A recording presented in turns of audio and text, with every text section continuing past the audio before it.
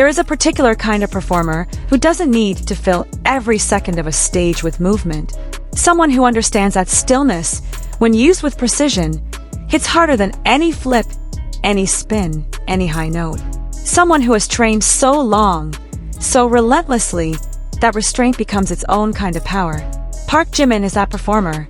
And on April 25th, 2026, at Raymond James Stadium in Tampa, Florida, in front of 60,000 people who had been waiting 4 years for this moment, he proved it to the entire world.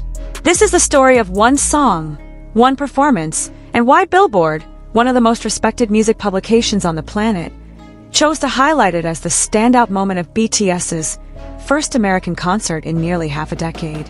But to understand why what happened in Tampa matters so much, we need to go back. Way back. Not 4 years, not to the hiatus. We need to go back to who ParkJimin was before he ever stepped on a stage this big, because the elegance Billboard saw in Tampa didn't appear overnight. It has been building for over a decade, one small controlled movement at a time. Jimin grew up in Busan, South Korea, and before he ever trained as a K-pop idol, he was a contemporary dancer. He enrolled at Busan High School of Arts, where he trained under formal academic discipline, learning how to use his body as a language, how to communicate emotion not through excess, but through precision. He was, by all accounts, exceptional. His teachers saw it, his classmates saw it, and in 2010, Big Hit Entertainment saw it too, recruiting him just months before graduation to join what would eventually become BTS. He was the last member to join the group, and in interviews, he has talked openly about how that made him feel, like he had to catch up, like he wasn't ready, like he owed the other members an enormous debt of work just to belong. "I feel that I wasn't fully ready and confident when we debuted," he told Rolling Stone in 2026. That vulnerability, that relentless drive to close the gap he felt between himself and the others, that is what forged the performer you saw in Tampa. Because Jimin never stopped working. He never stopped refining. He never stopped asking what more he could give to every single moment on stage. And then, in the years before the hiatus, something unusual happened to Jimin's development as an artist. Something that most idol performers never get. He went solo. While BTS was on pause for mandatory military service, each member released their own music, their own albums, their own world. Jimin released Face in 2023, and then Muse in 2024. And Muse in particular was not a polite, safe collection of easy pop songs. It was a statement. The lead single, Who, peaked at number 12 on the Billboard Hot 100, spent 33 weeks on that chart, the longest run for any solo K-pop artist at the time, and accumulated over 2.3 billion streams on Spotify. That made Jimin the first Asian solo artist without a Western feature to reach that number on the platform. He did it on his own voice, his own artistry, his own terms. What those 2 solo albums gave him was something that cannot be learned in a group setting. The experience of carrying a stage completely alone. No RM to anchor the narrative. No Jungkook to split the high notes with. No formation to disappear into when the pressure is highest. When you perform solo, when the audience's entire focus narrows down to a single body under a spotlight, you either learn how to inhabit that attention or you collapse under it. Jimin learned how to inhabit it. And when BTS reunited in July 2025 to begin recording Arirang together, he brought that knowledge back into the group. He brought back a version of himself that had been tested in ways the group stage had never tested him. A version that knew, at a fundamental level, that he was enough on his own. That understanding changes how you move. It changes how you hold a phrase. It changes the quality of everything you do. When the music video for 2.0 dropped on April 2nd, weeks before the world tour reached American shores, ARMY got their first close look at what Jimin was bringing to this era. The video homages Korean-American director Park Chan-wook's acclaimed film, Old Boy, a deliberate, cinematic choice that tells you everything about the mood BTS was going for. In it, Jimin appears first in a comedic disguise, sunglasses, slicked back hair, a mustache, that made fans laugh out loud. And then the scene shifts. He steps into a suit. The long hair comes out. The mustache is gone. And what is left is a figure that one Korean outlet described as overwhelming energy that felt like art, dominating all scenes with explosive performances that seemed to have reached a certain level in dance. Fans on social media responded with comments like, "It feels like looking at a statue's body," and trending keywords that included Dance Jimin and Gang Leader Jimin simultaneously. Because even in a music video designed to be stylish and aggressive, even in a setting built for swagger, what kept landing was the precision underneath the power. The way his body moves in that video is not the product of a good shoot day. It is the product of 20 years of physical training, making itself visible. But a music video is controlled territory. You shoot the same 4 seconds 30 times until the angle is perfect, until the light is exactly right, until every frame holds. A stadium is none of those things. A stadium is 60,000 unpredictable variables, a floor that vibrates under your feet from the sound system, an earpiece that carries the mix differently than it did in rehearsal, a crowd whose energy comes at you in waves you cannot fully anticipate. Great performers adapt to all of that in real time. Elite performers, the ones who land on Billboard's highlight reel after the show, use all of that chaos as fuel without letting it throw off a single gesture. This is where the partnership between Jimin and Jungkook inside 2.0 becomes worth examining specifically. Billboard's line singled out both of them. Jimin and Jungkook bring a distinct elegance to each controlled movement. They are the two vocalists carrying the chorus in a song that is otherwise driven by the rap line. And what they do together, what their chemistry inside 2.0 produces, is not accidental. These are two performers who have known each other since their trainee years, who enlisted in the military together, and even ran a race against each other in the barracks, who appeared together in Jimin's travel variety show Are You Sure? That aired on Disney+. They know each other's bodies the way that longtime dance partners develop an intuitive understanding of shared space, shared timing, shared breath. When the two of them move through a controlled choreography together, the precision is multiplied. There is no one slightly behind the beat, no one whose arm reaches half an inch further than the other.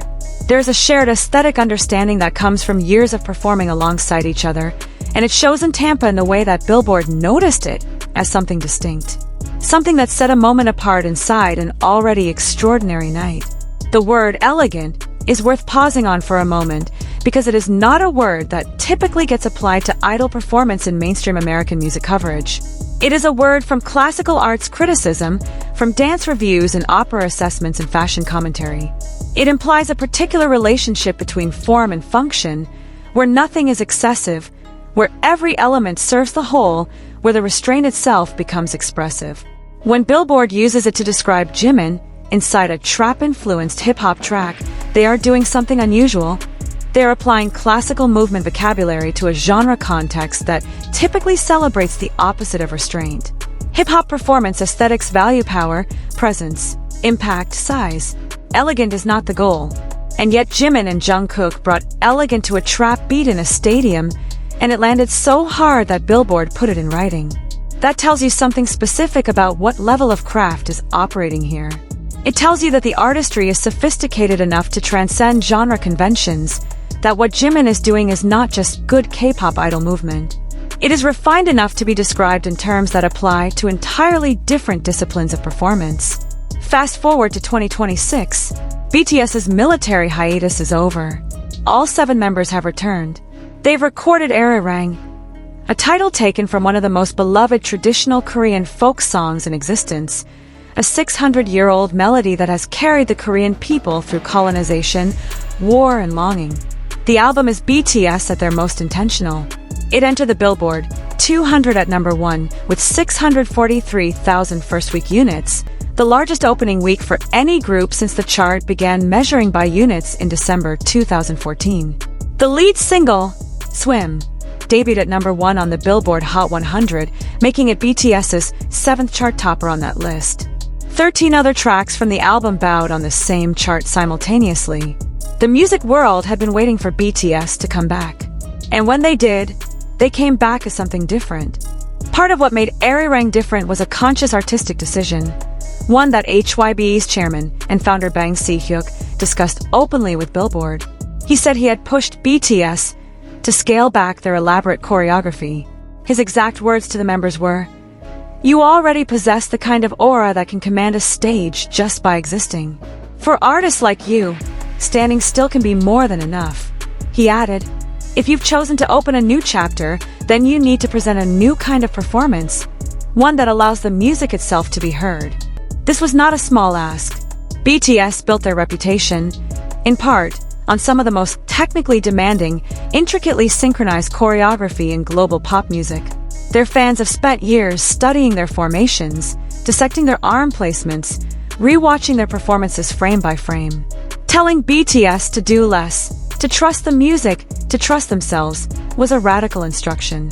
And it was the setup for everything that happened in Tampa. Before Tampa, the world got its first look at what this new BTS philosophy meant in practice. In late March, just days after Arirang dropped, BTS appeared on The Tonight Show starring Jimmy Fallon twice. The first night, they performed Swim. The second night, they returned to the Guggenheim Museum in New York and performed 2.0. That performance, shot at one of the world's most iconic art institutions, with all 7 members in coordinated leather jackets and coats. No props, no pyrotechnics, just the song and their bodies and the architecture of the space, went viral immediately. The visual contrast was striking. A trap-influenced, aggressive hip-hop anthem being performed with the kind of clean, understated precision you'd associate with a modern dance recital. It hinted at what was coming. It was a preview of a new era of BTS performance. But a Tonight Show set, for all its prestige, is controlled. The cameras are close. The room is small. You can fake stillness in a small room and still read as powerful. A stadium is different. A stadium does not forgive subtlety. A stadium asks you to project everything you are across 300 feet of distance to the upper tiers, where people can barely see your face. In a stadium, subtle usually gets swallowed. And yet that is exactly where Jimin and BTS chose to bring this philosophy to the biggest stages in America, in front of the loudest crowds in K-pop history, and the result was not what most people expected. The night of April 25th was electric from the first second. 60,000 fans in purple light, waving army bombs and synchronized pulses, filling Raymond James Stadium with a sound that had been building for 4 years. RM opened the concert by scanning the crowd and simply saying, "You can never imagine how much I missed you." The noise that followed shook the stadium. BTS hadn't played a full concert in the United States since their Las Vegas shows in April 2022, and every single person in that stadium felt the weight of every day that had passed in between. The setlist leaned heavily on Arirang material. 12 of the album's 14 tracks appeared over the course of the night, while nodding to the greatest hits that had made BTS a global institution. And throughout it all, the 360-degree stage setup, which extended into the crowd in multiple directions, allowed every corner of that massive stadium to feel seen, to feel close, to feel like Jimin was looking directly at them when he moved. Then 2.0 started. 2.0 is the third track on Arirang. On the album, Billboard described it as the song that answers the simplest question most directly: where did BTS come from, and where are they going? It opens with a 70s and 80s vocal sample before settling into what Billboard called a bouncy, minimal trap groove. Produced by the legendary Mike Will Made It, the Atlanta-based hitmaker behind records for Kendrick Lamar, Beyoncé, Miley Cyrus, and dozens more. The song is a declaration. It is BTS telling the music industry, and everyone who doubted that a Korean boy band could survive a military hiatus, survive years away from the spotlight, survive the noise, that they are still here, that they have never left. The lyrics cut to the center of that tension. Suga raps, "Yeah, like bulletproof, that's easier said than done / we're a vault. Always someone vaulting over us / kind of funny, but really it's not at all / 10 years doesn't even scratch the surface." And the song's defining statement, the line that crystallized Arirang's entire identity theme, lands in the hook, "You said we changed / we feel the same." That tension between how the world sees you and how you know yourself, between the version of BTS that critics and doubters had written off and the version that BTS has always known themselves to be, that is the emotional architecture that 2.0 is built on. And when BTS performed it in Tampa, with less choreography than ARMY had ever seen from them in a stadium setting, everything that song was trying to say became something you could see with your eyes. Billboard's review of the Tampa concert was published within hours of the show. In it, the publication noted that throughout the night, the experimentation Bang Si-hyuk had instructed was palpable, but they singled out one specific moment as where that evolution stood out more than anywhere else. Their words, not ours. and the moment they chose was 2.0. They wrote, "Even with its more low-key choreo, BTS owns the space." The rap line emanates an effortless charisma, while Jimin and Jungkook bring a distinct elegance to each controlled movement. Read that again.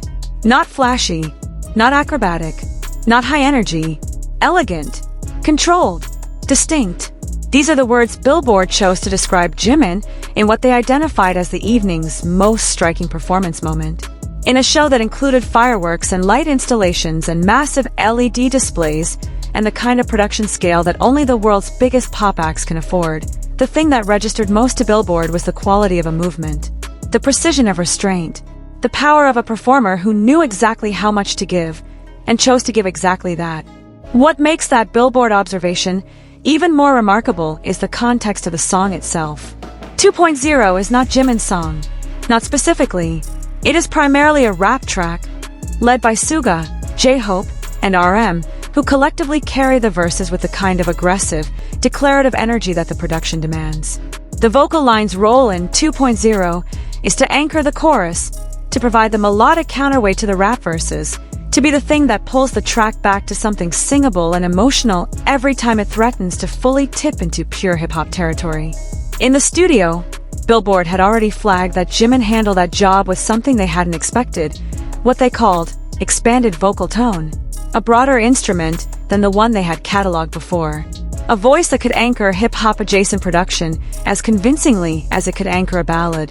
On stage in Tampa, that expanded vocal tone combined with a controlled choreography to produce something that the 60,000 people in that stadium clearly felt. Because every time Jimin appeared on the screen, the noise level in the venue rose above its already deafening bass line and did not come back down until he was out of frame. This is not an accident. This is not something that happens because you're naturally gifted and stepped on stage and decided to move slowly. This is the result of a background in contemporary dance so rigorous that Jimin's body has absorbed technique the way most people absorb language, without thinking about it at a cellular level. His training at Busan High School of Arts gave him an understanding of line, balance, and spatial awareness that most idol performers never develop. His years in BTS refined that into something else. A stage instinct so developed that he can read 60,000 people simultaneously and know, on a micro level, how much movement each moment can absorb. There is something else worth examining here, the relationship between 2.0 as a concept and what Jimin's performance of it communicates. The song is called 2.0. The album is called Arirang. The entire era is being referred to as BTS 2.0. A version 2 of the group, upgraded, updated, more mature, more confident, ready to reclaim everything and then build past it. When HYB and BTS use that phrase, they mean it musically and conceptually. But what Jimin demonstrated in Tampa is that the 2.0 upgrade isn't only about new music or new production choices. It's about a level of performance mastery that can only come from the specific path he walked: contemporary dance training, idol discipline, solo albums, military service reunion. Each of those chapters added something, and what they added together produced a performer who can slow down inside a hip-hop track, inside a stadium, and make it feel like the most powerful thing happening in that room. ARMY had already been watching Jimin differently on this tour. At the Tokyo Dome shows on April 17th and 18th, weeks before Tampa, his performances had been generating intense conversation. Fans noted a maturity to his movement that felt new. During earlier Arirang concerts in Goyang, South Korea, where BTS opened the world tour in front of over 132,000 people across multiple nights, Jimin had already begun demonstrating that the years away had changed something fundamental about how he occupies a stage. By the time Tampa happened, something had crystallized. The fancam videos from that night, showing Jimin during 2.0, during FYA, where his freestyle dance went viral with millions of views within hours, during Pied Piper, on the second night where he delivered an iconic body roll during what was supposed to be a spontaneous impromptu performance, had collectively passed millions of views before the show even ended. And then on the final Tampa night, April 29th, 60,000 people witnessed Jimin deliver a freestyle during the impromptu song Bepsi that music writers scrambled to put into words. He moved through every corner of the extended runway stage, connecting with fans in the sections that typically feel furthest from the performers, making each of those sections feel like the front row. The fan cam capturing that moment went viral before the concert was over. After the Tampa run concluded, Jimin became the most trending individual male in the US X music category, dominating American trending charts for hours. Fans summarized what they felt in 3 words that circulated endlessly. Jimin stole the show. And they said this after a show that featured all 7 members of BTS performing at full capacity, after pyrotechnics and production technology worth tens of millions of dollars, after surprise songs that sent 60,000 people into collective shock. He still stole the show by barely moving. There is a detail from his Rolling Stone interview earlier this year that feels important here. When they asked him about his musical goals going forward, he said, "I want to improve my singing. I'd like to learn, practice more, and grow from there. Beyond that, I also want to write better. I want to make good albums with a good concept." These are not the words of someone who feels he has arrived. These are not the words of someone who looked at what Billboard wrote about Tampa and thought, "I'm done." These are the words of someone who has been working toward a standard that exists somewhere ahead of him, always ahead of him, no matter how far he goes. And that perpetual forward motion, that refusal to be satisfied with where he already is exactly what produces the kind of performer who can stand in the middle of a mic while made it trap beat in a stadium and slow everything down and make it feel like the most powerful thing in the room. The Arirang World Tour is continuing. Right now, as you're watching this, BTS is still on the road. El Paso, then Mexico City, then Stanford, then Las Vegas, then the rest of the world. Every night, 2.0 will be performed. Every night, 60,000 people, or 70,000, or however many the next stadium holds, will watch Jimin step into that space where most performers retreat to safety and spectacle. And he will choose control. He will choose elegance. He will choose the thing that Billboard noticed in Tampa. That quality that doesn't have a simple name, but that you feel immediately when you see it. The movement of someone who has spent their entire life learning how to fill silence. The song says it plainest. You said we changed. We feel the same. But what Tampa showed us, what Billboard put on record for everyone to read, is that feeling the same and being the same are 2 very different things. Jimin feels the same fire, the same drive, the same relentless push toward something more. But what he is now, what he brings to that stage, what he delivers with a single controlled movement inside a hip-hop track in front of 60,000 people, that has evolved into something that doesn't have a ceiling yet. And the world is only now starting to understand what that means. Consider what it took to get here. A kid from Busan who trained in contemporary dance and was almost not included in the group that would become the biggest band on the planet.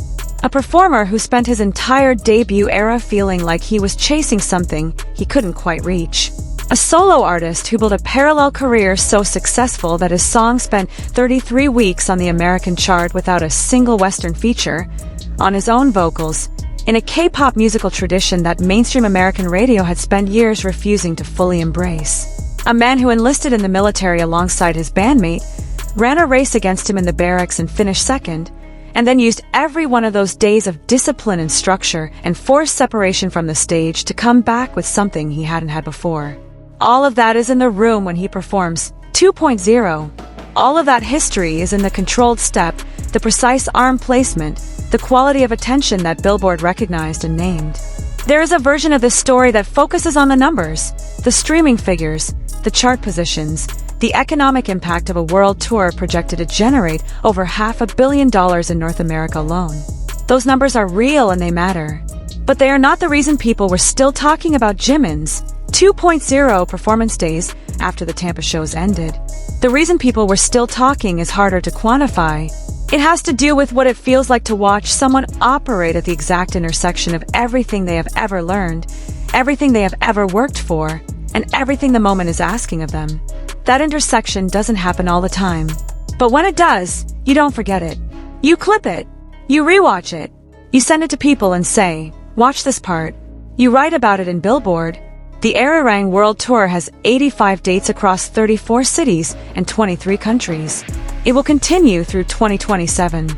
There will be more performances of 2.0. There will be more moments where Jimin stands inside that minimal trap groove and chooses elegance over spectacle, control over display, precision over excess. And each time, in each new stadium, Some fraction of the audience will be experiencing this for the first time, will be having the moment that ARMY who has followed this man for years has already had.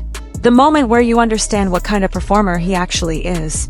Not the kind who needs the biggest move to make the biggest impression.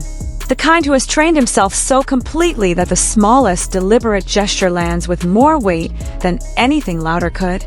If this video gave you a new way of looking at what Jimin does on stage, share it with one person who needs to see it.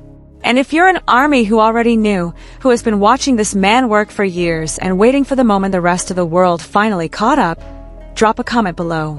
Tell me when you first realized. Tell me what the moment was for you.